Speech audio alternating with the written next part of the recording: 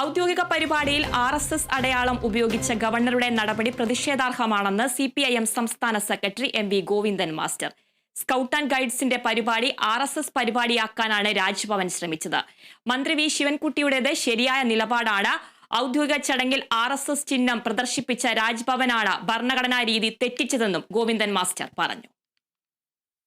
കേരളത്തിൽ ഇപ്പോൾ ഗവർണർ എടുത്തുകൊണ്ടിരിക്കുന്ന നിലപാടുകൾ ശക്തിയായ പ്രതിഷേധത്തിന് ഇടയാക്കിയിട്ടുണ്ട്. സ്കൗട്ട്സ് ആൻഡ് ഗൈഡ്സിൻ്റെ രാജ്യ പുരസ്കാർ വിതരണവുമായി ബന്ധപ്പെട്ട് രാജ്ഭവൻ നടത്തിയിട്ടുള്ള പരിപാടി ഒരു RSSന്റെ പരിപാടിയാക്കി മാറ്റാനാണ് രാജ്ഭവൻ തയ്യാറായിട്ടുള്ളത്. ഇക്കാര്യത്തിൽ മന്ത്രി ശിവൻകുട്ടി കാണിച്ച സമീപനം ശരിയായ ദിശയിലുള്ളതും നമ്മുടെ നാടിൻ്റെ മതനിരപേക്ഷ പാരമ്പര്യത്തെ ഉയർത്തിപ്പിടിക്കുന്നതുമാണ്. മന്ത്രി ഭരണഘടനാപരമായ രീതി ലംഘിച്ചുവെന്നാണ് ഗവർണർ അഭിപ്രായപ്പെട്ടത്. ഔദ്യോഗിക ചടങ്ങിൽ RSS ചിഹ്നം പ്രദർശിപ്പിച്ച രാജ്ഭവനാണ് ഭരണഘടനാപരമായ രീതികളെ ലംഘിച്ചിരിക്കുന്നത്.